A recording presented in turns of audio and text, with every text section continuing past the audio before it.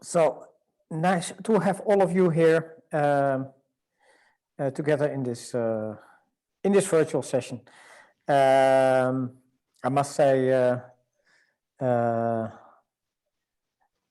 it's great to have all of you here, but I would have really appreciated if we would have seen each other in one way or the other, either in Berlin or in Helsinki or in Barcelona or any of the places on the T-shirts that are being worn here now. It would have helped in creating a great, even a better atmosphere and to see all of you. But great to have all of you here in the session. It's a session on finding valid operator business models. And we have great contributions also by a number of operators that have already seen worked their way through the difficult issue of creating a sustainable business model. And has been one of the themes that has that we've touched upon lightly in the operator working group over and over again, but never really dived into sufficiently deep. So I kind of hope that this is the start of an interesting series of discussions leading to a good feeling on what actually my data business models could be. I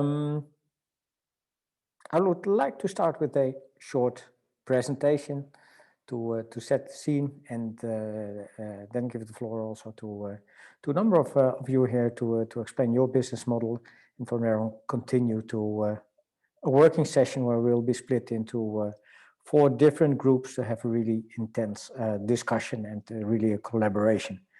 So let me start by trying to share my screen. Will this work? Share screen. Desktop 2. Share.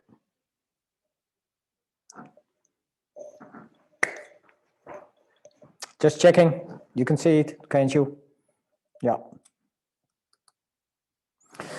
So finding valid operator business models, that's the theme of this workshop.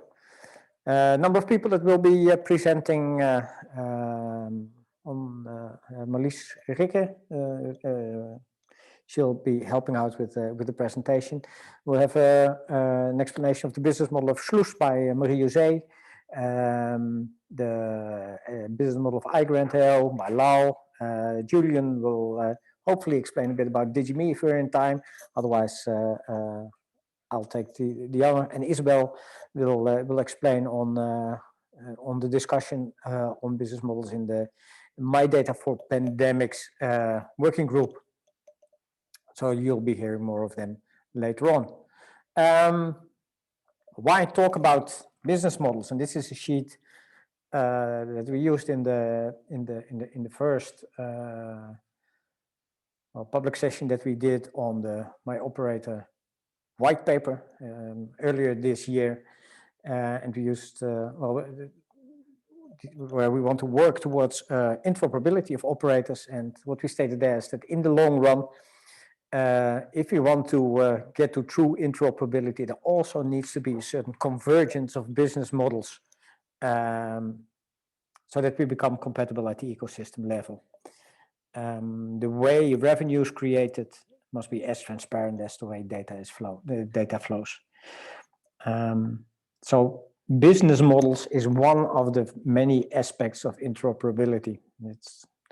Interoperability touches technology, touches standards, but it will also touch business models, and it will also touch upon the principles behind those business models. So when do we think from a My Data point of view that a business model is valid or invalid? That's where we want to work on today. And it's business models in the ecosystem that many or most of you know very well. Of course, it's all about being person-centric, and the business model has to touch upon the different actors or the different roles in the system, the data sources, the data using services, and the operators. And one can think of many different ways of distributing the value that is created in that ecosystem over the ecosystem. And that's what we want to work on. And when we talk about the business model, it's the combination of how this network of actors creates and captures value. So by sharing data, value is created for all the actors in the system. It can be both monetary value as non-monetary value. And the question is, how is that value then distributed in the system? Who will benefit? Who will make the cost? Who will be financing? Who will be winning? These are the questions that we'll touch upon this afternoon or this morning or this evening, at least in the next hour to go. Brief recap in the reference model that we introduced in the My Data Operator working paper. We identified these 7 building blocks, or basically 9 building blocks, where also things touch upon the business model.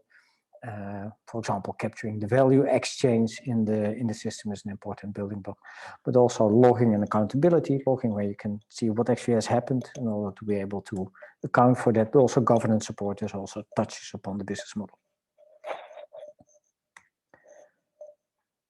And now the question is, we see many different operators, and already over 20 have been given the title My Data Operator 2020. And now the question is, what kind of business models are underlying this all these operators? In what way are they financed? In what way? Who pays for what, and who will benefit in what way? How are they person-centric? The questions have been touched upon in the self-description sessions that we had with all the My Data operators, but we would like to dive into that a bit more in detail, and that's what we'll do in this workshop. And we'll use a very simple format for that, for the business. It's a simplified version of a business model canvas. Maybe many of you know that, and I'll explain it by a very simple, evil example. Google. We use 4 different building blocks in this version of the canvas. Central in the model is the service and the value delivered. So what kind of service does the operator deliver to his or her customers, and what's the value? And the value not in terms of yen or euros, but also what's the essence of what's realized. For whom? So the customer segment. And then we have the activities that you have to perform in order to be able to deliver those services. And sometimes you collaborate with other partners. All these activities cost money, but also they generate revenue. So this is the model that we have. In the case of Google, Google has 2 main customer segments, the consumers and the companies. 2 consumers like us, they deliver search, they deliver storage, they deliver Gmail. They allow us to present through Google presentation. And to the customer segment companies, they deliver the service advertising. So I've left out the value here. It's particularly the services that I've pointed out here. And the thing about the business model of Google is that for the consumers it's free, and for the companies they have a kind of a pay-per-view for the advertisements and a kind of dynamic pricing kind of things in that. Google has a lot of costs, all kind of data center operations, user management, and they have partners like agencies. So this is the way we typically describe in a very rude and simple way the business model of a service or of a company. And this is also the framework we'll be using in the rest of the workshop. Any questions for now? No? Feel free to unmute. There's not that many of us, so we can. Feel free to shout out. We'll manage. So, what's the workshop program? Let's see. Yeah, exactly on time, kind of. Oh no, it's the wrong hour. Anyhow, we'll first dive into the existing business models of Sluis, iGrant. Oh, sorry for that. Here's still the typo, Lau. The COVID case in DigiMe, and then we'll be going into the workshop part using the business model cards, and Marlies will explain a little bit more about that. We'll go into 4 different groups, and we'll come back to the exact task that you have in that group a bit later on. But for now, I would like to give the floor to Marie-José to explain a bit more about the business model of Sluis. So here we go. Thank you, Wil. Well, let me explain a little bit more about Sluis, because Sluis has only one core mission, that we want each individual to be able to decide who may know what about him. And to do so, you can open a Sluis vault, store all the information in it, verified or not, from simple addresses to real complex financial medical records. And you can decide to whom you disclose information, for what reason, what period, and you also keep an overview in your vault over this to be able to withdraw or extend these disclosures. And taken insights in your vaults are being logged. We put you as an individual in the center between data issuer and data requester, not Sluis or the organization.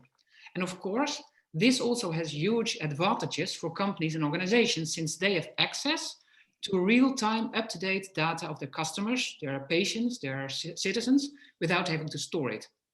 This core principle is translated into techniques. This means we don't know if somebody opens a vault, who adds data to this vault, or who has given insight. So we don't know who our customers are.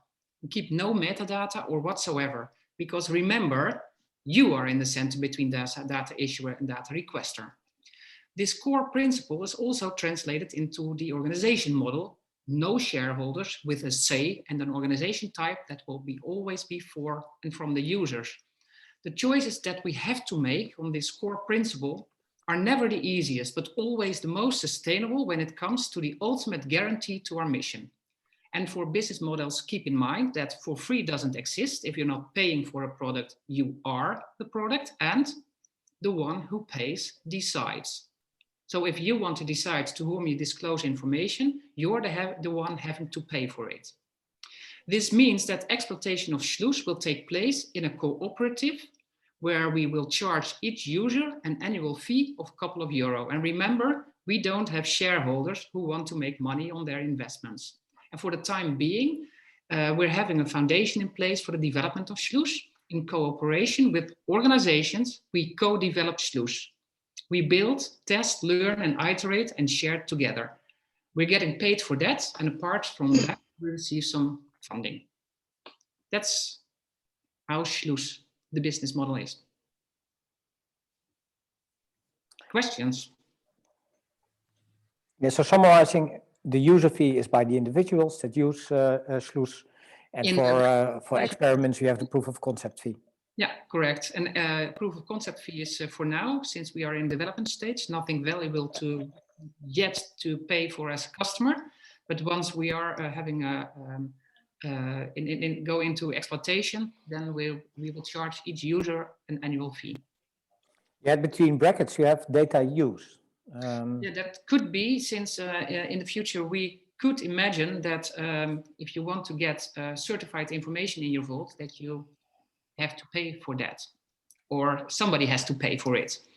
And maybe the direct, the most clear way of paying for that is that you pay for it as a customer, and that you get paid if you transfer that or disclose that information to requesting parties.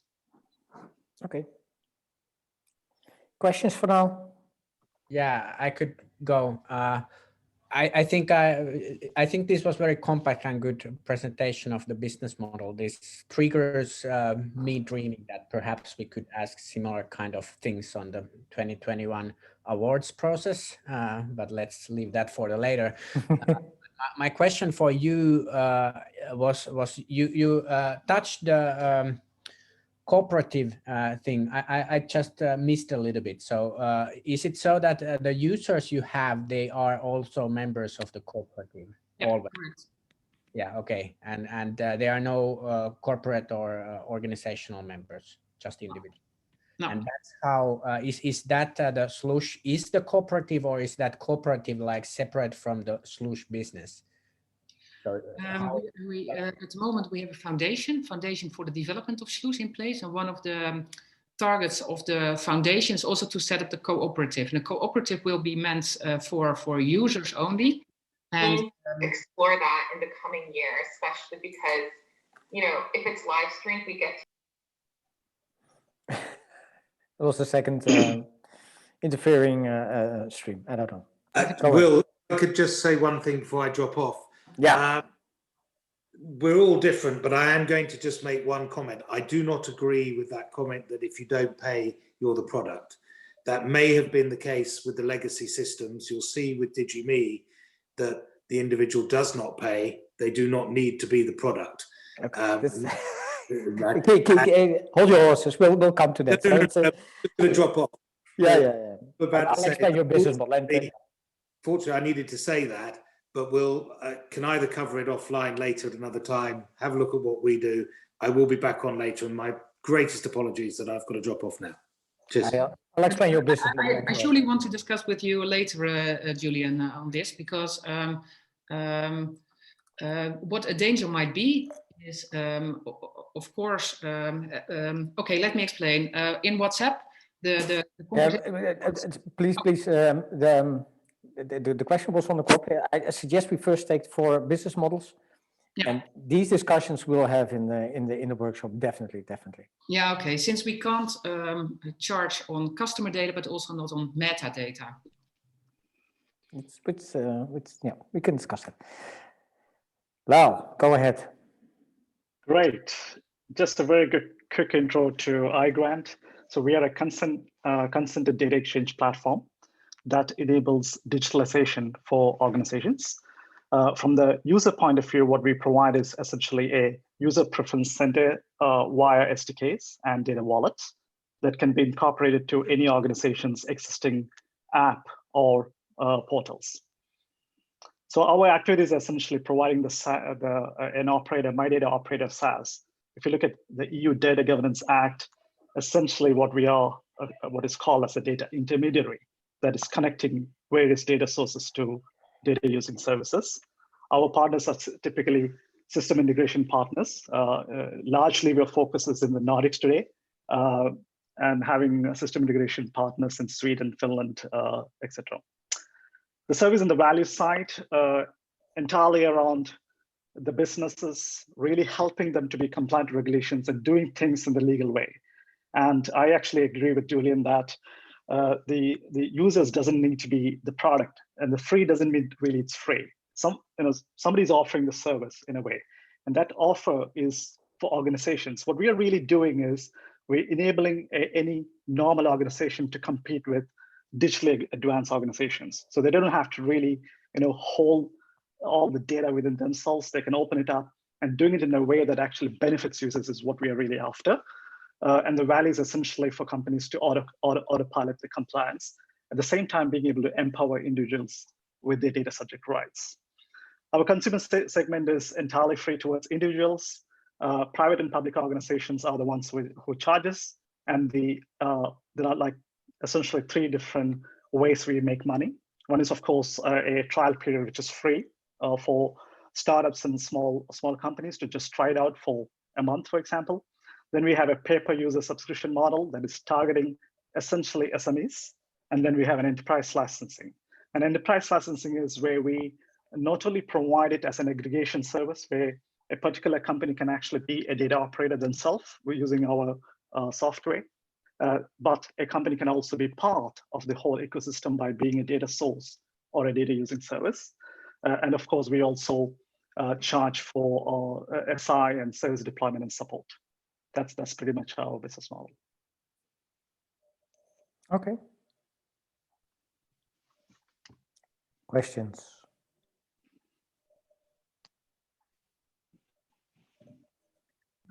I think I have a question, and for Lal and for Majazi, is that sustainable?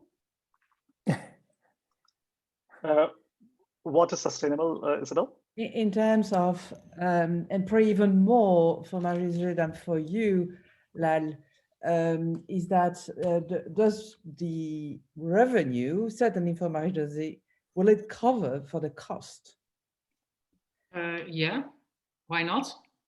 Because it seems to be a small amount compared to what would be the cost to actually maintain that.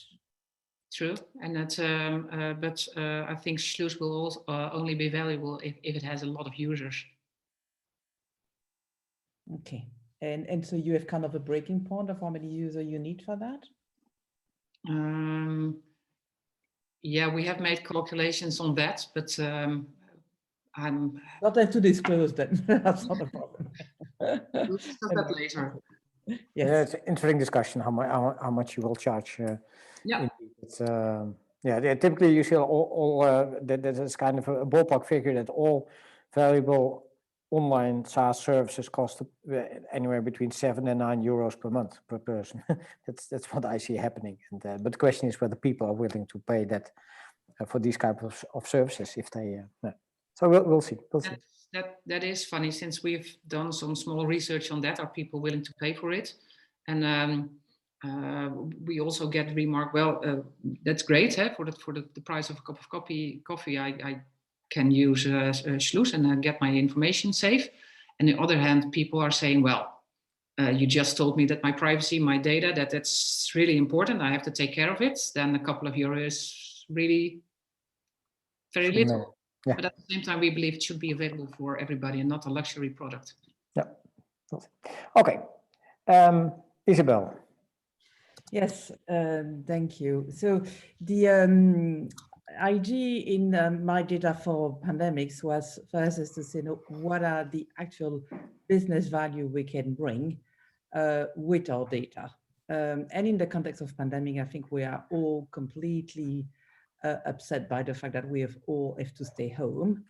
And so the first value proposition during the pandemic was to say, we need to provide a much better way to manage the lockdown. And therefore, based on personal characteristic and population characteristic and local restaurant and event characteristic, we would have different type of possibility to free from you cannot go anywhere to you can go with a mask or you can only go in specific area.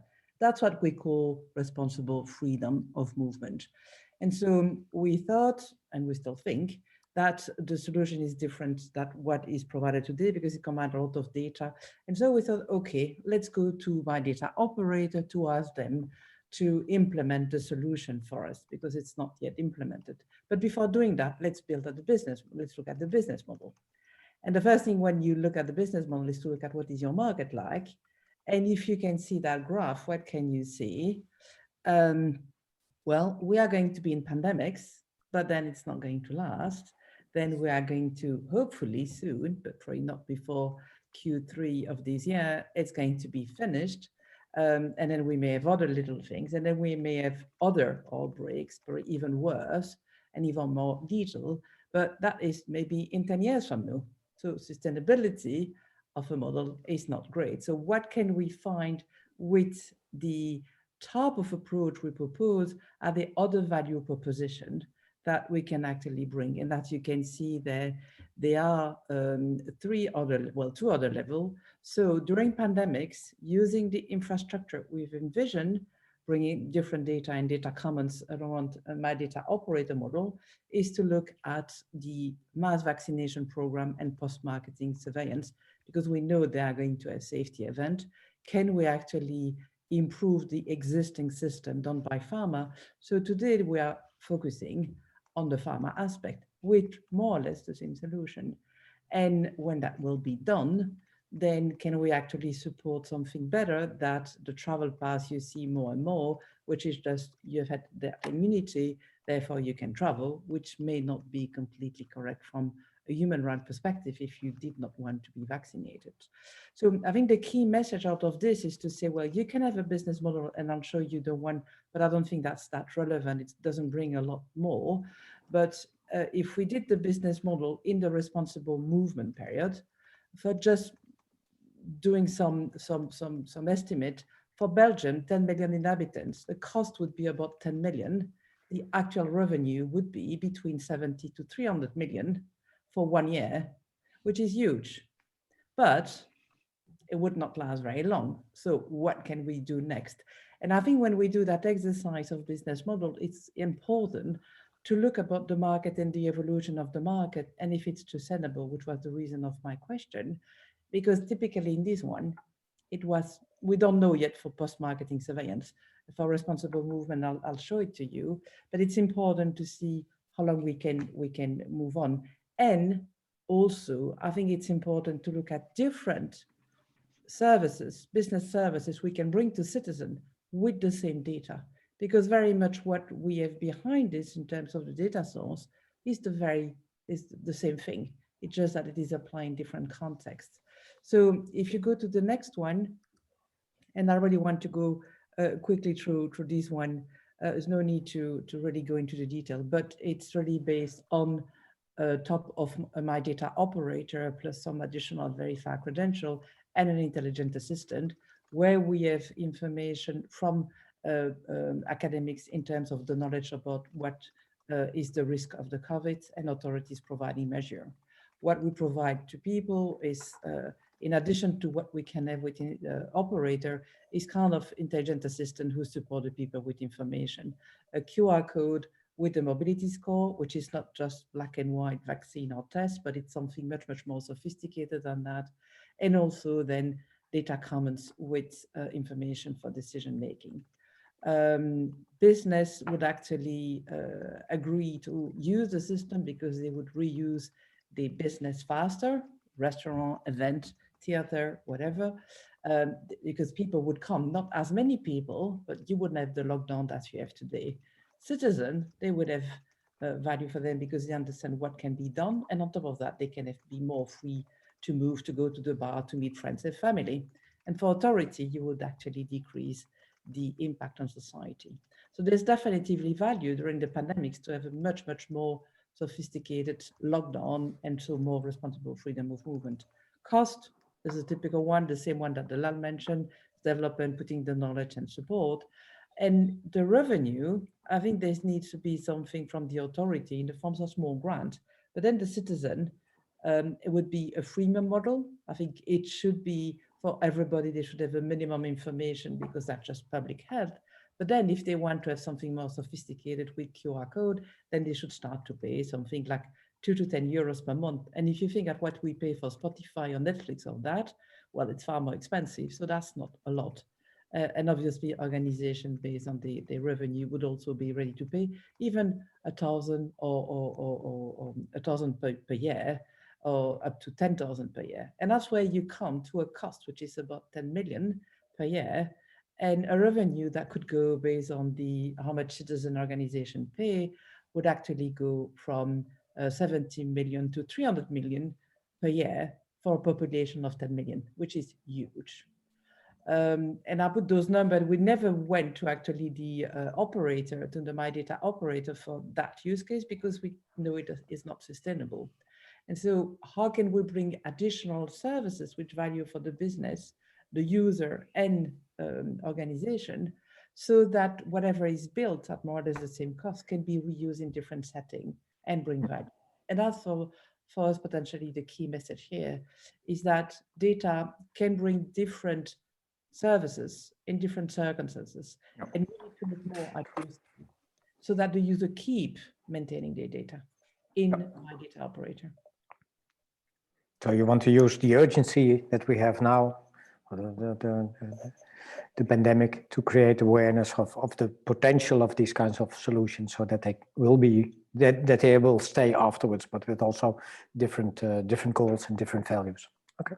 Yeah, absolutely. And but I think it's also for the My Data operator from the business model who is interested to actually keep this data somewhere. Yeah. It doesn't bring business value. I will maybe do that for a month or two, but frankly, after 6 months, if I don't have direct benefit, why would I do it? Yep. If I can use it for COVID, for example, if I can use it for prescription or for travel or for whatever, then it starts to have value. And I think we need to build more use case. Okay, thank you. Then finally, as Julian dropped out, Digime, DigiMe is also infrastructure for sharing data, and Julian didn't use the format, but the elements are in there. So basically what they have, the businesses are the main paying party, and that's also, I guess, why he stepped in earlier on. So it's about transferring data from individuals to businesses on the control of the individual. For individuals, it is free, and they have the concept of a postal fee on data transfer, $10 per data transfer with a maximum of $3 per service per year per person. So that's the business model they use, kind of a postage stamp for data transfer. And as they do not see, touch, or hold the user data, they cannot sell the data, or well, maybe they might be able to sell the metadata fee, metadata, but not the data itself. He says it's less than 1% of the economic value, but well, yeah, the economic value, that's something that's for the economics to decide. But he uses a business model both for the individuals as well for the businesses, where the businesses are again the paying party. So quite similar to the business model Lal used, but I don't think you have a pay per use. You have more pay per user business model. Yes, Correct? Yeah. that's right. So that's it. So we have seen 4 different use cases, 4 different business models, different parties that pay, different parties that benefit. How will we continue? Can I ask a question on DigiMe, Will? What is Yeah. the incentive for users to participate in, well, to go to DigiMe? What do they get out of it? But basically, DigiMe is an operator in the traditional way. They allow you to share data in under your control. For example, health data or other data with data using parties. But what is the benefit for an individual to provide the data? What do they get out of it? For example, in terms of health data, getting a good control of your health information when you move into a hospital or whatever is definitely valuable. So that, for example, in Iceland, they provide the health data infrastructure, if I'm not mistaken. Thank you. Not completely clear, but that's fine. Thank you. Yeah. Hopefully, Julian will come back. Yeah, we'll ask the question again. Thank you, Will. Marlies? Yes, thank you, Will, and thanks everyone for introducing your business models. Yeah, so what we'll do now is try to go deeper into the discussion, and I already noticed in the chat there is quite some passion flowing already. So let's keep in mind, everyone, that yeah, we're all here with a good and same purpose in mind. So let's keep to that principle for the discussion that follows in the groups as well. Yeah, so what we want to go back to is to keep in mind that we are ultimately looking for interoperability in the ecosystem. So between these models, there are some different approaches. We want to see how can we work towards harmonizing them, and what kind of underlying my data business model principles are needed to foster this ecosystem. And how do the current principles that we have for my data fit with these business models that we've seen? Yeah, so what we're looking to do is to go into a couple of Jamboards, and from Innovalor, one of us will lead a group. So we'll talk you through it, and we can use both the models that have been presented and the cards that are in the slides that follow. The business model cards are basically examples of other ways that you can inrichten to form your business model. So they offer some examples of how other parties, besides the 4 that we've seen, work through their revenues, how they provide value, and we can use those as examples as well. So feel free to also brainstorm a little bit before zooming in too much. So we also want to be a little bit out of the box before we are already too strict. Because I saw some principles coming by already from the EU Data Governance Act, which are also great, of course, and which we need to keep in mind, but don't also be afraid to think a bit broader. Yeah, so I think that covers it mostly, and then we'll yeah. So what I forgot is to to add names to the different groups, so that the 4 groups are in the Jamboard. Koen, which one do you want to take? The business starting point. I'll go with, you mean which operator, right? Yeah, which operator? Yeah, which I'll operator? go with Sluice. That's Okay. Marlies? Yeah, I'll go with the. I'll take the Jimmy. That's. Okay. Lisbeth?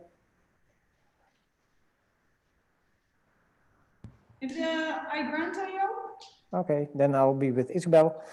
Now the question is, I don't see the possibility to throw us into 4 different groups. Did I? Our assistants should be able to do this. Yeah, where is Erica? Can you throw us into 4 different groups where Lisbeth, Marlies, Koen, and I are in different groups, and besides that, hopefully, also the owners of the business model, do they want to be in their own business model group or in another one? You can choose. You can. Well, I'll break up in 4 rooms, and I will let the participant to choose it. It's okay. Okay. Yeah, it's okay. So I'll create it now. So in 33 minutes, so the hour plus 55 will be going back. Yeah, you can already click on the link that I posted here to get to the Jamboards. And your guide will help you with also the cards, the inspiration cards. Discussion of your experiences in, let's say, two minutes without going into detail, maybe a bit more into the process of what you have learned. Who would like to take the floor? Yeah, I'm happy to start from our group. It took us a little bit to get in depth on the model of DigiMe because we were missing more explanation of Julian, and I was not able to give all of the details, but yeah, we found some contradictions in that model at least. So on the one hand, it said, for example, there is a certain set amount per data transfer that is paid, except it didn't really define what a data or a transfer would be. And at the same time, there was a percentage of the economical value of the data that would be shared. So we felt that was a little bit of a contradiction, and I would love it if Julian could. Very easy to explain. If you look there he is. If you look at the website, so it's 10 cents, $3 max.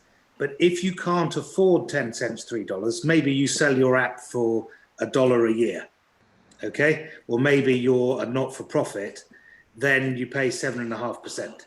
So in other words, if 10 cents, $3 is uneconomic, you can pay less, and there has to be a less, so it's 7.5%. So if you're a not-for-profit using DigiMe and your revenue is 0, you pay us 0.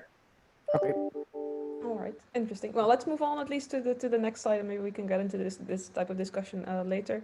So yeah, one of the things that we landed on was that there is definitely more value than just monetary value, because we've been talking about money here a lot, but that's not the only thing.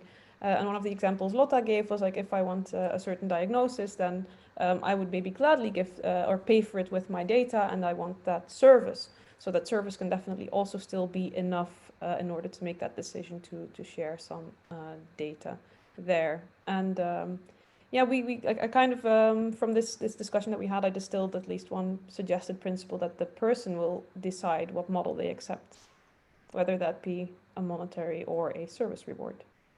And feel free to add to this, Thomas and Lotta, if you have an extra. Marlies, can I just add a point there, because I think you might be mixing up two things.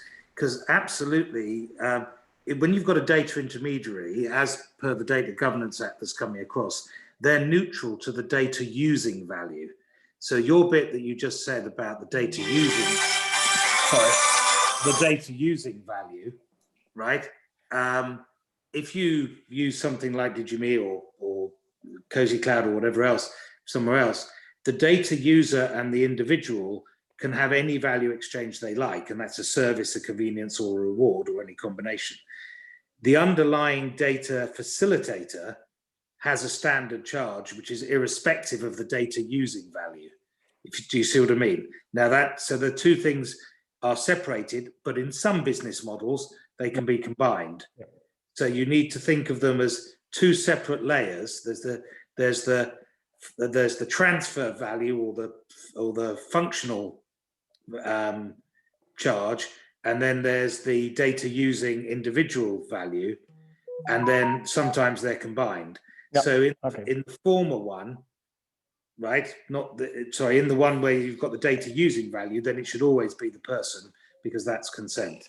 Yep. So that, just thought I'd clarify that. Interesting principle that you suggested, Marlies, in your group, that at least the person should always be able to decide the model they interesting to work from. Koen, can you continue? Or, Yeah, I guess so.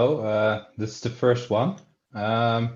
So it was pointed out at the end of our session that we mainly focused on revenue models and not on business models as a whole.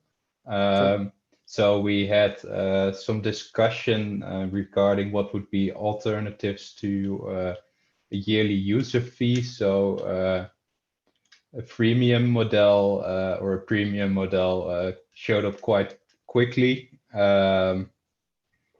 I think there is something about development and consultancy, which I think is already is a bit related to the proof of concept fee. So how to help organizations to connect to the to Slush.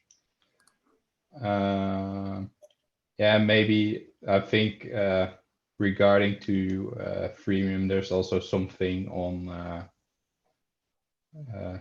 charging data using services for the more complex data exchange and services related to that. So yeah, I think it's a lot. I think also we kind of concluded that the business model of Slush is probably already quite in line with the My Data principles. So it's a challenging revenue model maybe, but it aligns with the My Data principles, I guess.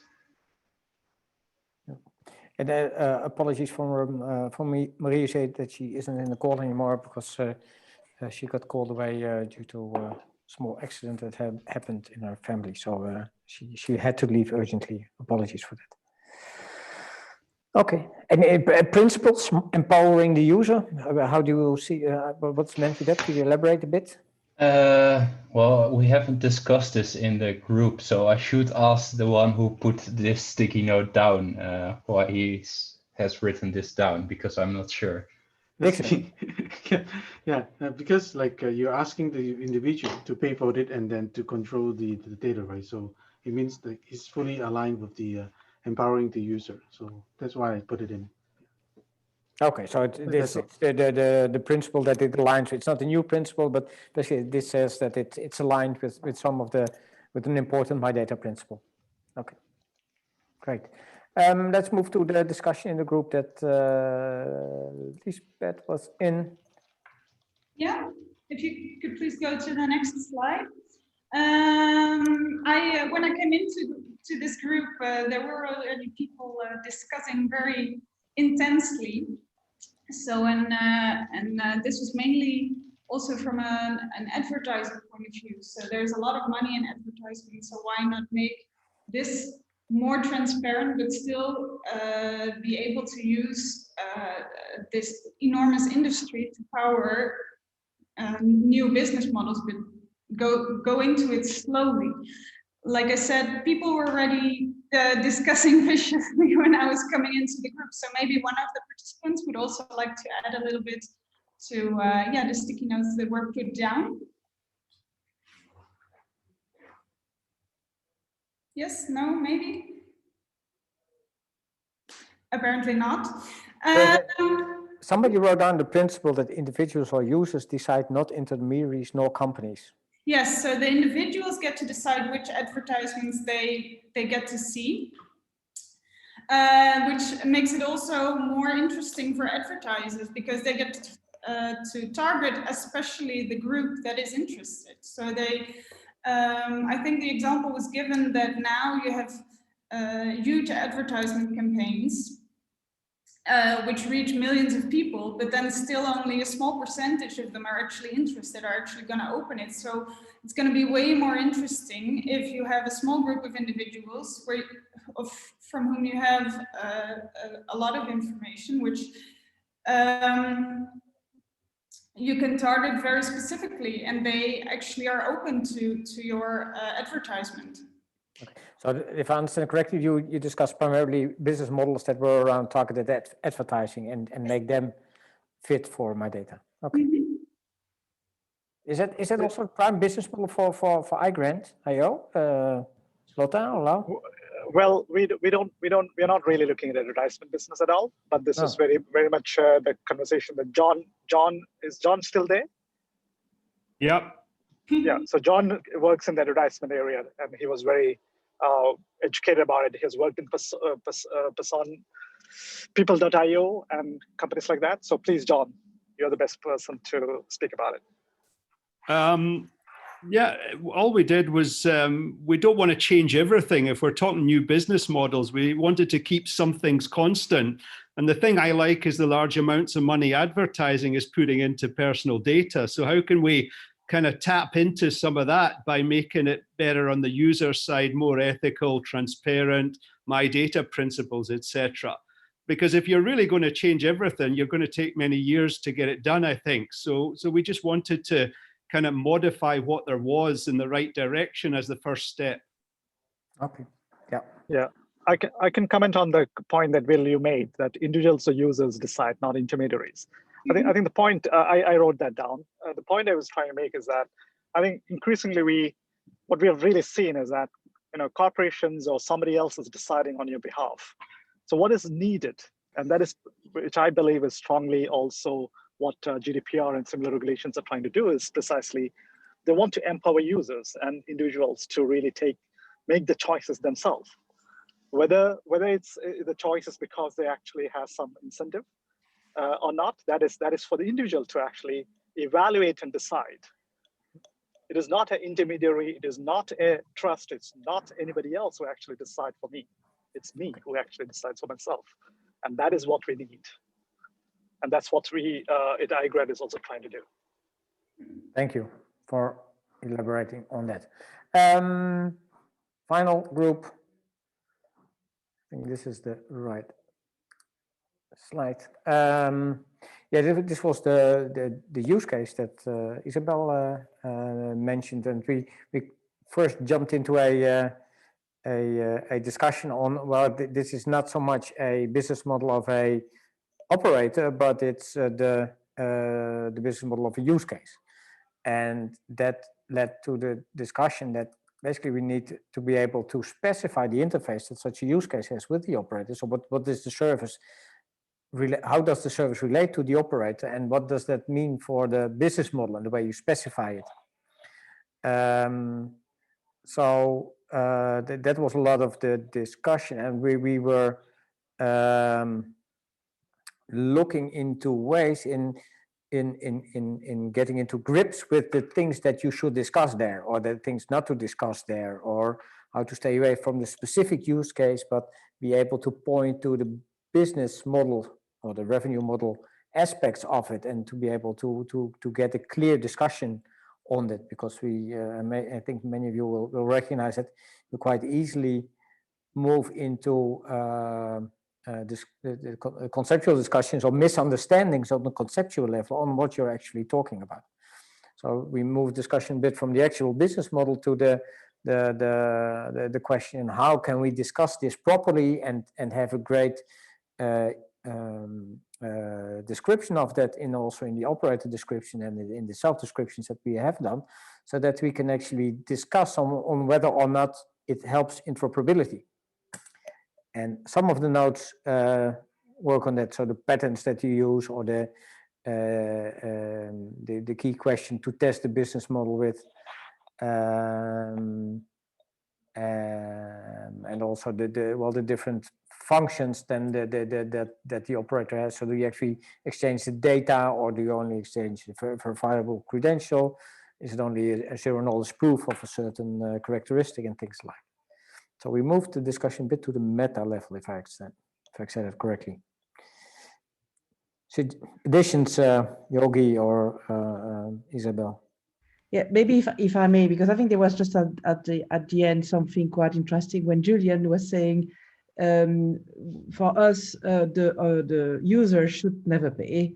Well, part of the assumption is that in some case, because for example, restaurants are such a trouble and are all going bankrupt, maybe the user should pay and not the organization. So I think it's important if we want to have those discussions between the use case and the My Data operator, that there are some checkpoints, because for example, we say, well, in DGME, for the specific use case, then DGME would not be the right My Data operator because it goes against the principle.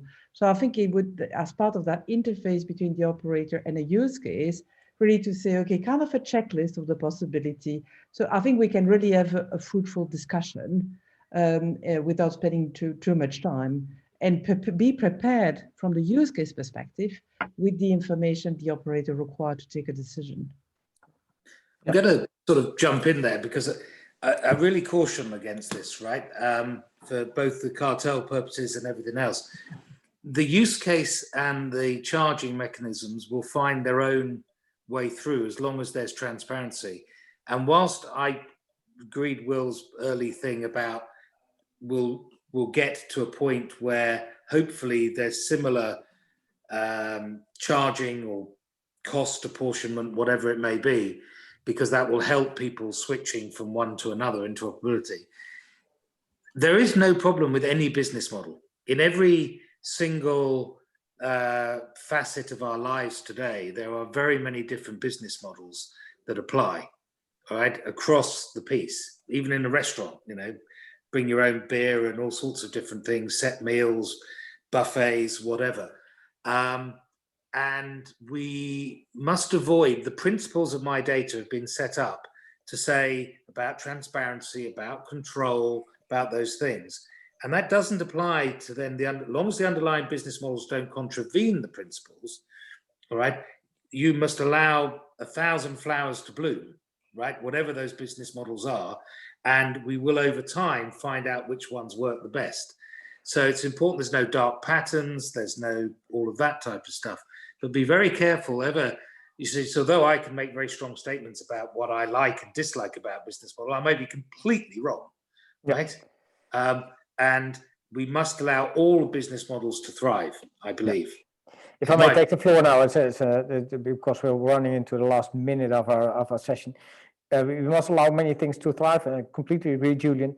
It's our task to, or our job to be able to find what flowers match and how are certain business models more interoperable than others.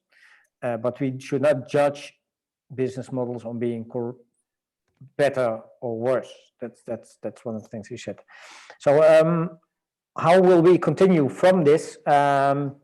Can I comment quickly? There was something that I never had turned to even say in the group that was so heated. I put it in the flip chart or Jamboard there.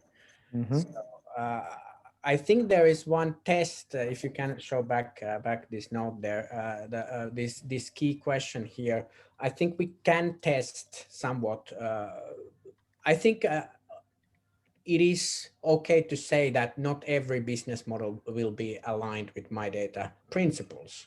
If we disagree on that, then we disagree on everything. Yes. But if we can agree that there are business models that are not aligned, then we must take the step that, okay, yes, there can be flourishing of 1,000 flowers, but then there might be second 1,000 flowers that should not flourish because they have weeds. Yes. So then how to separate the weeds from the flowers? So this was kind of rudimentary test that came to my mind is that if we ask the question that, okay, let's take nice canvas, nice business model. How would that business model grow to be 100-fold? So what would be the drivers to boost that bigger? And then ask that if that driver happens, so we push the 100-fold button so that this business model creates more revenue then ask if that will create any harmful side effects that are not aligned with my data. So one typical case is, for example, if the business model is heavily based on the amount of transactions, and I'm not criticizing now DigiMe, but I'm asking that, okay, does that incentivize the operator to maximize the amount of transactions, which might not be in the benefit of individual who might not always want to transact as much as possible? So this kind of questioning, I think, would be the way to get to the validation of how aligned they are. Okay. Thank you. Yeah, it's not only about what patterns do we see, but also how can we analyze those patterns with respect to their fitness to the MyData principles. So in our group, we often use a business model stress testing tool that allows you to stretch the business model a bit and see what happens. And you gave an example thereof. So to see how fit they are to the principles. And that's basically also the thing that I want to move to for the conclusion of this workshop. As we're also already 3 minutes over time. This was a first exercise in seeing how can we actually do a sensible discussion or have a sensible discussion on operator business models. We got now some experience on this. I think we'll take the discussion further into the also the MyData operator group. Of course, we'll share the results with everybody, and we'll try to find our way in creating a way of discussing this and maybe also analyzing the fitness with regard to the MyData principles in the months to come. Thank you very much for your contributions to this big exercise and the first steps in this task daunting task that we'll be following. And hope you'll be involved, get involved, or stay involved in the operator working group that where we hope to carry on these activities. Thank you very much for your great contributions, and have a great conference in all time zones, whatever. Thank you. Thank you. Will. Thank you. Bye. Thank you so much. Bye-bye. Bye. Cheers. Bye. Very practical question. Are you intending to take these results to any sort of next steps, or was this kind of one shot hit learning how to speak about hard? My hope would be that what I would like to arrive at is what I mentioned briefly in the end of the workshop. From the generic, there are many generic business model pattern sets that are available. St. Gallen has a great set. We have a great set. What I would like to get from these discussions is, can we find a way of formulating these patterns specifically for operators? So what are the patterns that we are now seeing to happen, and what are the main design issues in that? For who is paying? Is data actually sold or not? So what are those components of those patterns that we want to talk that we need to talk about? And that really is the next step that we should. It will require a bit of research, and well, at least this discussion has helped me in getting a feeling on what kind of things are people struggling with, and what are the things they are really. They feel strongly about. I think this kind of reminds me back. I was not possible. I couldn't join the workshop in last year's conference, but I just see that Kai is here still online, and he said that what a messy workshop. That well, now I kind of feel stressed about the messiness from here. But even when then reflecting back that however messy it was, I don't know if everybody agrees with Kai. Maybe it was Kai's perspective, but that messiness actually resulted to very coherent, good white paper after some work, and there was the reference model. And so kind of having patience for the messiness, but still kind of clear mind where it could end up. And I do agree that looking for the business model patterns, and then maybe mixing that, what I was imagining in the beginning, that perhaps we could ask something from these operators in the round next year, also regarding the business models.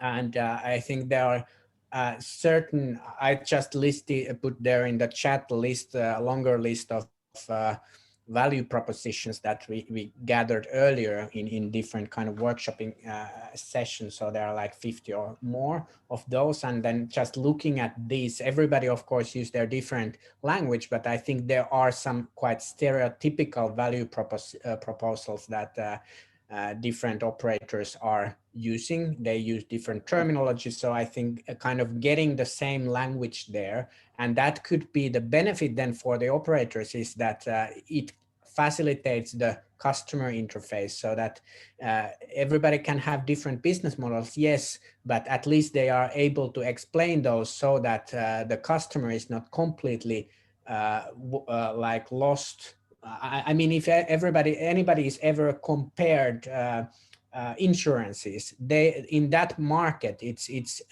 built into the DNA that it's impossible to compare anything. Yeah, because then you need intermediaries to only explain it. Yeah. I truly hope that we don't get that kind of situation in operator market. Exactly. Yeah, I think one thing, if I may comment on, I really liked, Antti, what you spoke about, the need for explaining what is not allowed, or what is the anti-pattern. You know, what is the business model that is against my data principles? That'll be very helpful for everybody. And if we actually can also deliberate on that, that'll be very interesting. So rather than talk about what's possible, because there could be like very innovative ones coming in for sure. So, but if you could also really look at what's it like against the principles of my data that we do not approve of as a community. That'll be an interesting thing from different perspective, I believe. Yeah, true. Yeah, so I want to find time, maybe even in the Christmas holidays, to start writing bits and pieces on it, because be careful with your promises now. Yeah, I want it as at start with, because I know I won't have time in January, so that's for sure. So that's and it's a theme that I'm quite passionate about. I mean, it's yeah. So the first draft, an outline of three or four pager of the patterns and the components of the patterns, and where they are scalable, for example, or how to test them, and also where the tension might come with the My Data principles. I think you've been talking about this for at least a year, wanting to do this. So I mean, it could be something to be doing in alignment with the operator sessions, maybe again as well, to see if we can movement on it, because it is something that would be nice to have on paper. Because the Airtable also looks pretty nice, that you have collected some models already there. It's something that we should just, would be nice. We're so close. I mean, we're so close to making that implicit information explicit. And if you find a way, a bit of terminology and the visualization that will help there, then we already make a big step further again. Yeah, we'll see. Would be nice. Interesting color in your other sessions. Yeah. Okay. Good luck with the rest of the sessions, and it was really great having you on the show again, Yogi. Hope to see you again. Yeah. See you. Bye bye.